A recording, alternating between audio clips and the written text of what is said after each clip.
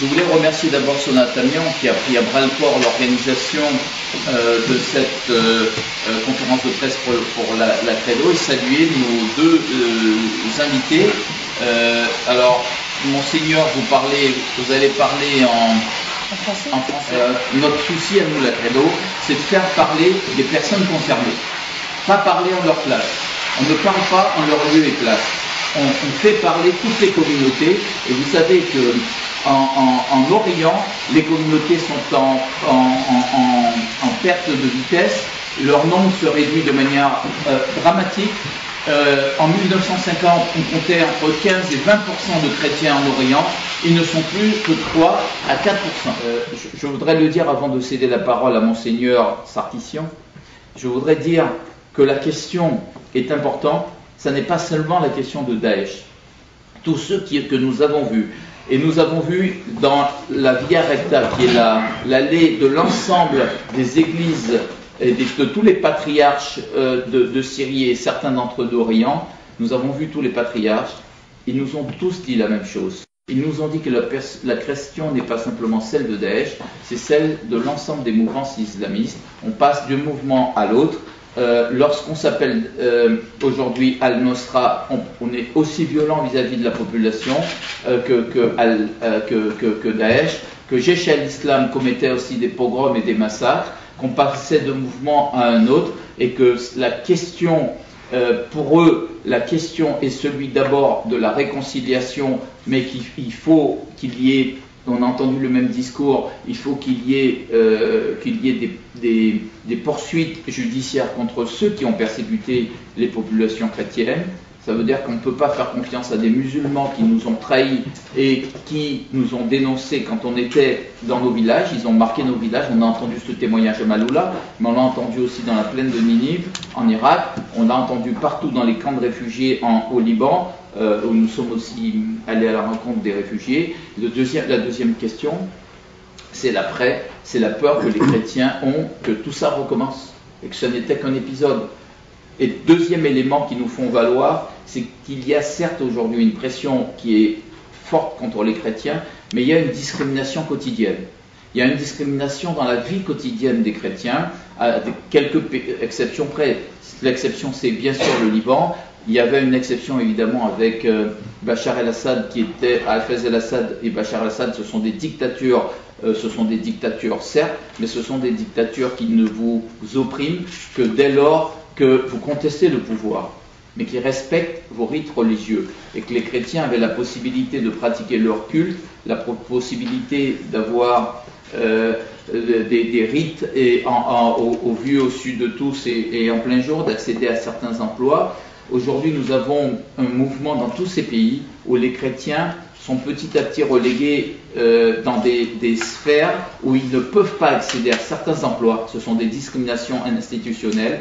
Je voulais dire que c'est une situation qui est aujourd'hui extrêmement complexe et que nous craignons tous une disparition des chrétiens. Cette disparition est programmée. Il y a des centres qui résistent et j'espère que sur la Syrie, il y aura une résistance puisqu'il y a une communauté importante chrétienne. Monseigneur, c'est à vous. Nous sommes ici, ce n'est pas pour présenter des activités politiques, mais plutôt des activités humaines, aide humanitaire, réorganisation de la communauté arménienne à l'intérieur des communautés chrétiennes et à l'intérieur d'une société en majorité des musulmans. Ce n'est pas aujourd'hui qu'on a commencé à faire des liens et des rapports avec les musulmans. Ça fait 1400 ans, les Arméniens sont vécus avec les musulmans.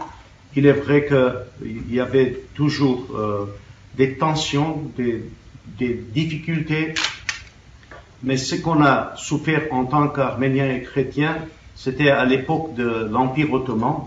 Maintenant, après 100 ans de ce génocide perpétué par la Turquie contre les populations chrétiennes d'Orient, ça recommence, je dirais, comme vous l'avez mentionné, d'Irak jusqu'à l'Égypte, même au nord d'Afrique. En Syrie, les Arméniens ils étaient là depuis le XIIIe siècle. Il y avait une toute petite communauté arménienne. Après le génocide arménien, les Arméniens sont venus en Syrie, ils se sont installés, ils ont commencé à réorganiser leur vie communautaire et nationale. On utilise fréquemment résurrection de la nation arménienne, c'est débuté en Syrie. C'est pourquoi nous sommes tellement attachés aux pays du Moyen-Orient, du Proche-Orient et surtout Liban et la Syrie. À Alep, nous avons la plus ancienne église chrétienne, je dirais probablement au nord, à la région où la majorité des chrétiens sont venus d'habitude de la partie nord du pays, ça veut dire du sud de la Turquie, mais les chrétiens d'Orient, ce sont les habitants par excellence des pays qu'ils vivent encore jusqu'à aujourd'hui. Les menaces et les difficultés qu'on a rencontrées pendant 5 ou 6 ans de crise syrienne, ensuite la guerre totale en Syrie, récemment, c'est le 22 décembre dernier, la ville d'Alep s'est, je dirais, libérée et se réunit. Maintenant, ce qu'on essaie de faire, de réorganiser notre présence, d'abord la communauté arménienne, et ensuite les communautés chrétiennes, nous sommes unis. C'était avant cette guerre. On a pratiqué, je dirais, l'écuménisme chrétien au Proche-Orient parce qu'on était menacé à cette question de disparition des chrétiens d'Orient. Ce n'est pas à cause des persécutions, mais plutôt le montée des fondamentalismes et des extrémismes à l'intérieur de la société proche-orientale musulmane, et surtout, je parle d'Alep. Avant cette crise, cette guerre en Syrie, Alep était reconnue en tant que ville de la civilisation musulmane. Donc la majorité des musulmans de Syrie, surtout à Alep, ce sont des musulmans sunnites. Nous n'avions pas pendant des années des problèmes internes, des clashs, des tensions, mais on sentait que tout doucement montée de l'islam politique se produisait d'abord chez les chrétiens, surtout peur de rester là, mais ce qu'on a essayé, ce qu'on travaille de le faire, de mobiliser les gens pour garder la présence chrétienne au Proche-Orient, et je suis ravi d'être avec Credo, avec vous, Monsieur Karam et la presse, pour dire qu'on va retourner à Alep pour continuer notre tâche, notre mission, pour garder la présence chrétienne au Proche-Orient. Ça, c'est une conviction, je dirais même c'est une politique interne pour garder la présence des chrétiens. Maintenant, la guerre et l'aspect politique et les relations internationales, qu'est-ce qu'ils produisent, ça j'en sais rien. Je ne suis pas l'expert politique ou diplomate pour vous dire que est-ce qu'on va rester pour combien de temps, et est-ce que les chrétiens auront un rôle politique à l'intérieur de la société proche-orientale, surtout juste après la guerre. Espérons bien que ça va finir un jour avec un accord, une résolution, une solution diplomatique et politique. Ça, c'est une question ouverte même pour nous. Nous, on vit encore dans cette région du monde.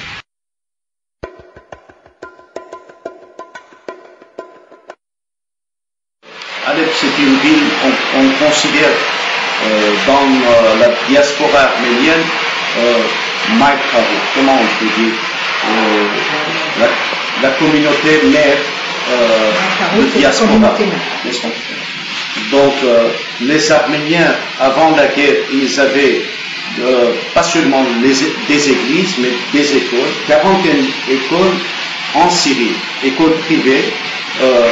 Lorsque je parle de la communauté arménienne, je parle aussi au nom des Arméniens catholiques et protestants, parce que nous sommes unis dans nos activités de SOS de la communauté arménienne. Shtab, je ne sais pas. C'est SOS. Arménien. Donc, pendant la guerre, comme tous les citoyens syriens, on a beaucoup souffert. Il est vrai que ce n'est pas les nombres qui comptent, des souffrances de la population, pas seulement à Alep, mais aussi à Kessat, à Homs et dans différentes régions, surtout à Derzor et Raqqa. Raqqa qui est devenue la capitale de Daesh. Il en reste 2 ou 3 personnes arméniennes dans cette ville. Ils ont payé leurs taxes. Maintenant, ils vivent là, ils travaillent là. Mais à Derzor, il n'y a personne. Et en plus, Derzor, qui est le sanctuaire mémorial du génocide arménien, ils ont bombardé, ils ont détruit l'église et le monument. Donc, pendant cette guerre, les Arméniens d'Alep, ils ont souffert surtout avec le venu des extrémistes qui sont venus, ça dépend de leur langue qu'ils parlent, qui sont venus de la Turquie. Pourtant, les Arméniens ne sont pas des menaces militaires pour la Turquie, qui est tellement capable de faire des choses, de faire changer les choses. Maintenant, ce qu'on a essayé de le faire avec les autres communautés chrétiennes, mais aussi avec les musulmans. J'insiste sur le fait que les musulmans à l'intérieur de cette ville, on était ensemble pour œuvrer une vie, je dirais, convenable pour tout le monde, en ce sens que les aides humanitaires qu'on a reçues de la diaspora arménienne, de la République arménienne d'Arménie, on n'a pas distribué uniquement pour les Arméniens et les chrétiens, mais aussi pour les musulmans qui sont en quelque sorte protégés, je mettrai entre guillemets, protégés dans nos quartiers à nous. Donc,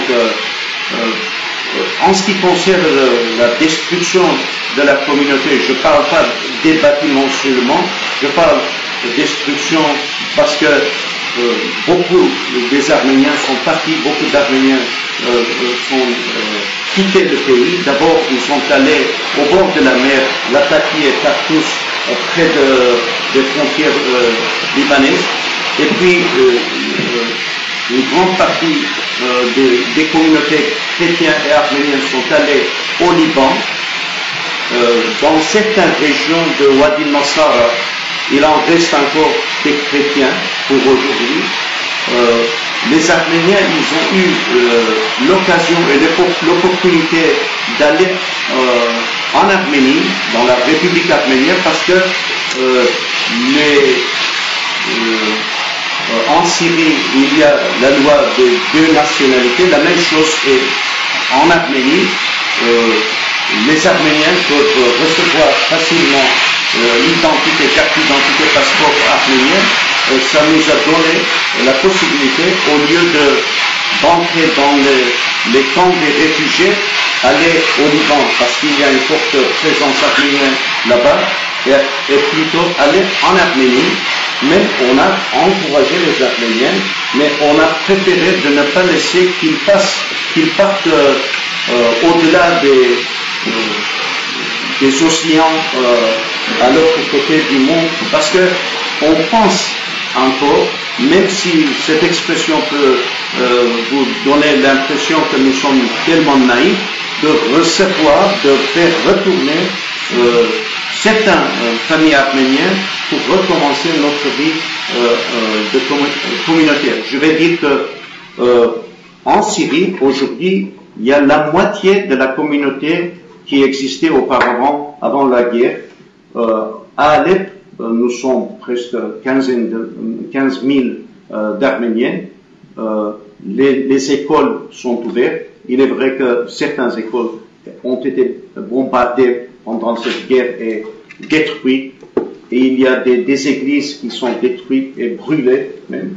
Mais on essaie d'avoir l'appui surtout de la diaspora arménienne, mais aussi, je dirais volontiers qu'il y avait certaines organisations chrétiennes et européennes qui sont œuvrées pour soutenir les chrétiens d'Orient.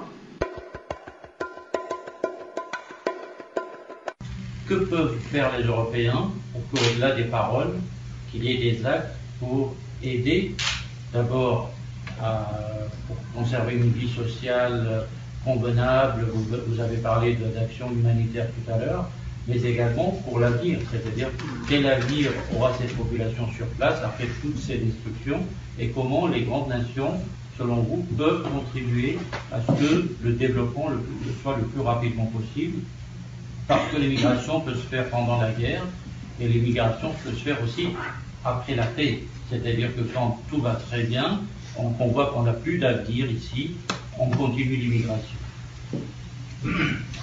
À cette question, permettez-moi de dire que si nous sommes, nous les deux, ici en Europe, pas seulement pour rencontrer les communautés arméniennes, pour avoir le soutien financier et aide humanitaire, mais aussi pour rencontrer les représentants comme lorsqu'on était au bureau de M. Karam, on a discuté, est-ce que l'Europe a un rôle à jouer à l'intérieur en ce qui concerne de l'aide humanitaire. Mais la même chose est vraie pour le rôle politique.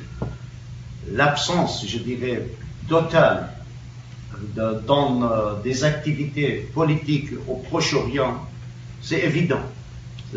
Ce qu'on essaie de penser, c'est que de deux côtés, il y a les États-Unis, je dirais pas les alliés, les États-Unis et la Russie, mais l'Europe a un rôle assez important au Proche-Orient. C'était le cas au début du XXe siècle. La culture européenne, d'ailleurs au Liban, en Syrie, en Irak, même en Égypte, la francophonie par exemple, c'était présent. Hein. Maintenant, s'évaporer presque la francophonie. Et avec ce problème, la pensée européenne, l'approche européenne concernant pas seulement la présence des chrétiens, parce que j'ai peur, je mettrai entre guillemets, j'ai peur que de dire tout le temps que l'Europe a un rôle à jouer pour les chrétiens d'Orient, ça va provoquer tant d'ennuis à l'intérieur des sociétés musulmanes. Maintenant, l'Europe a un rôle humanitaire d'accepter les réfugiés qui a tellement fait des problèmes en Europe, tout le monde le sait mieux que moi, c'est qu'on essaie d'avoir l'aide d'Europe pour modérer. Pour oui, entre les deux grandes puissances qui jouent un rôle déterminant au Proche-Orient, en Syrie, et jouer un rôle de pont, pas seulement entre les deux grandes puissances, mais aussi donner l'occasion pour ce dialogue vivant entre les musulmans et chrétiens et de ne pas donner l'impression que l'Europe joue un rôle pour les chrétiens, pour défendre les chrétiens, pour laisser tomber les musulmans. Ce sont ces chrétiens et ces musulmans ensemble qui ont créé ces régions, qui ont créé ces régimes, qui ont créé ces civilisations. C'est grâce à cette union que nous avons aujourd'hui une identité très spécifique dans cette région du monde. C'est cette unité entre chrétiens et musulmans qui rend cette région du monde incomparable à nul autre et puis qui permet d'avoir un pont de dialogue avec l'Occident.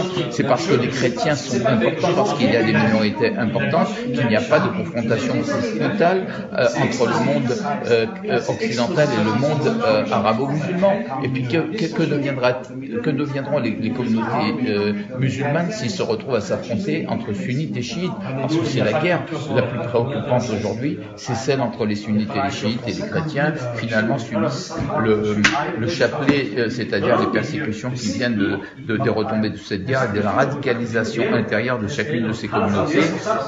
Le problème aujourd'hui, c'est que nous n'avons pas en Occident de véritable direction quant à la politique que nous devons mener. Nous n'avons pas de véritable vision et nous laissons ces régimes, et ces pays surtout, et ces États se décomposer. Et quand nous voulons intervenir, nous faisons ce